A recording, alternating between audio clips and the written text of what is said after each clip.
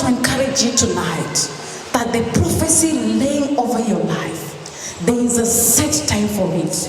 The only thing you need to know is to understand the times and the seasons. Bwana asifiwe. Gehazi is supposed to take over the mantle of Elijah, but because he misses the seasons, a mighty man carrying oil, Kalima Zukata, but he misses the season. Wrong positionings. Matama mingi, pesa. Pesa. Ameona Naaman amekuja na pesa. Wazungu wamekuja na pesa. Unasahau hata wewe ni mtumishi. Unasahau you are supposed to be serving. You are supposed that you are forgetting you are a servant in this ministry. But money. The goodness of life. Money. Money imekutoa timing. Kazi umeandikwa imekutoa timing vibaya sana, and you have the anointing of nations over you. Bwana asifiwe. And you miss that season. Praise the Lord. The Lord has blessed you to a certain level, but pride, kiburi imekuingia mpaka hata uambiwi kitu. Uambiwi kwani wananiambia nini? Kwani wananishow? Kwani ucheledi ataniambia? Hata yeye baada kwa 1-2. Yet, according to the heavens, you are supposed to be a great business woman. You are supposed to be running millions in your business. But because you're not able to design, you cannot even respect the oil in the men of God. May the Lord help us. And you miss your season. Hata kutoa tithe unaonanga tu hizo zote nipeleke church. Nieke tu kwa bahasha hivi. Nikazidundishe tu hapo. Unasikia uchungu na tenga 10. And God is looking and he's saying, who is this woman? I wish you, I'm about to entrust you with millions.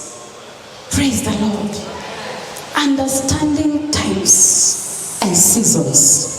When Kairos moments come, there are moments of divine elevation. Unashindanga kamutu kalikuwa wapi. Unaonanga ile inaitwa overtaking anointing. Watu wanajiuliza kwani huyu alikuwa kwa bush gani? Kaka kijana kadogo kametokelezea na kana fight na Goliath. Kwani ni Kanani yaka? There are moments of divine elevation.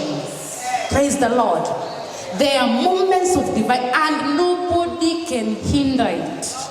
When the Lord is the one working, nobody can resist you.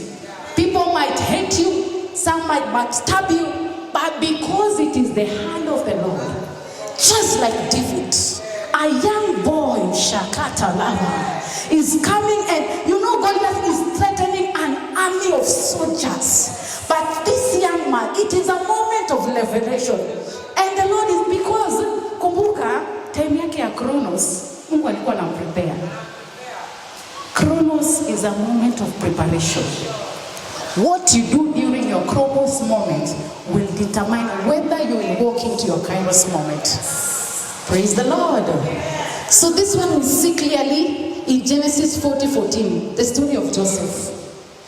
Moments of Kairos are moments of divine elevation. Namaliza. Umefika hapo? Sasa huyu ni Joseph. Ameinterpretia mtu dream. Abeka na Kabera. Abusikia kitu Joseph anamwambia. Juu sasa nishawa interpretia hiyo dream. Na Farao kuna vile anaenda kukujenga. Wewe fanya aje mzito? Ukifika hapo, manze nikumbuke. Anamwambia nikumbuke. But remember me when it is well with you. Remember me. And please, show me kindness. Make mention of me to Pharaoh and get me out of this house. Joseph ameinterpretia Kabera na Beka dream. Na Kabera imehappen kwamba amepata favor kwa macho Farao. So namwambia ni aje, tumekuwa tunawe hapa down. Si wewe unajua tu nilifungwa Kuna tu vile sikufanya wife ya Potiphar. Lakini ukifika huko mzito kwa palace, bonga na yeye, angalau anifungulie mlango. What happened? Kabera alifika palace, akasahau Joseph. Makata lava. Joseph akashinda, yani umsave vile nimemsaidia.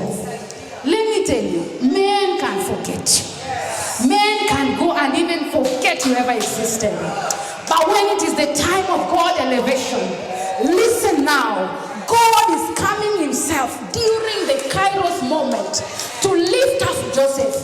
Kwanza ni yeye anahakikisha Farao ameota mwenyewe. Farao ameota na ni Mungu amefanya aote. Praise the Lord. And there is nobody who can interpret the dream apart from Joseph. Praise the Lord. This is God now working and telling Joseph, I know you've been through the pit, I know you've been through the prison, but now is your Kairos moment. I'm going to cause somebody to elevate you from prison to a governor. When the Kairos moment comes, or to open for you that door, or a godfather, or a godmother. But when it is divine appointment time, he knows how he will twist things out. You know, I was amazed when the other day Rev was saying, I know they're saying, hatuwezi ingia US, lakini Mungu akisema tunaingia US, tutaingia. Hata kama tutapita na Canada, tutaingia. Because heaven has commanded it. Praise the Lord. So in your Kairos moment, may the Lord lift you to the next level.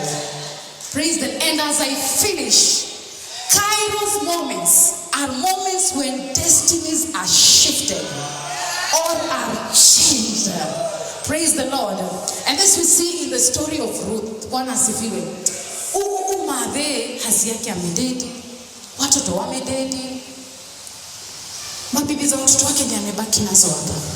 You know, this is a woman who is solo. That you even wonder, maybe kwa macho yangu kama mwanadamu, nitashindwa life ya Umadhe itakuwaje after hapa. Bwana asifiwe. Na anaambia daughters-in-law that ebu jipangeni muende. Jota nikisema mtangoja nizae watoto wa kiume ndio waoe, it will be too late. Praise the Lord. And this is the kind of life that Naomi and Ruth were in.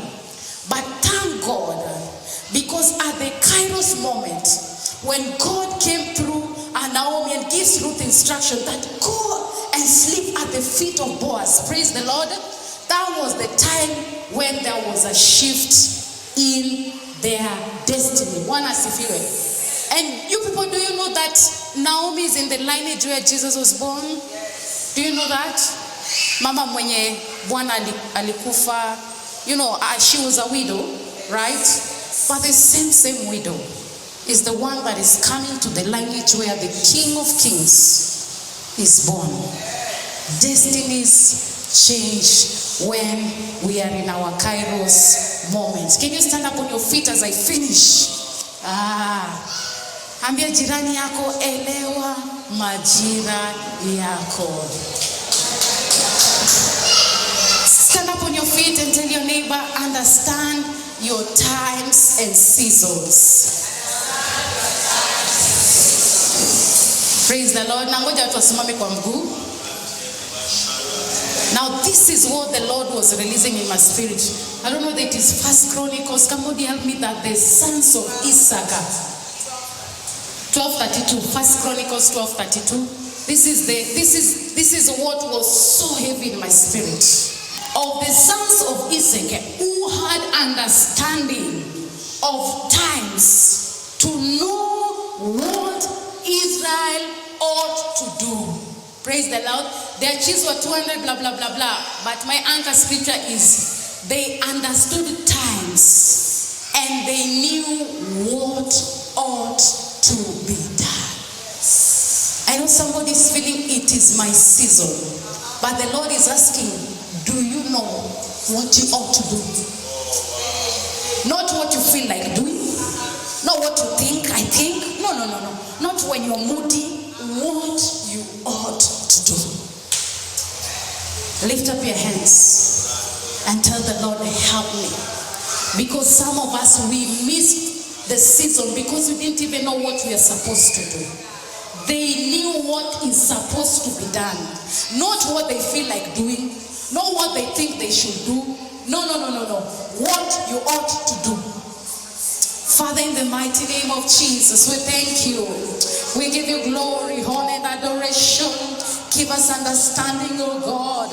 Help us to discern the times and seasons. Spirit of the living Lord, help us that we will connect to the heavens all the times of our lives, to understand what heaven is saying over us, to understand what we ought to do. Come on, open up your mouth and pray. You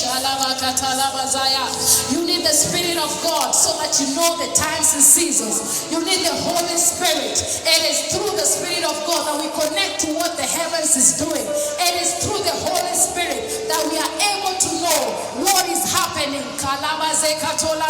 Open your mouth. Open your mouth. Open your mouth. Maybe you're there, you feel that your season, you lost your season.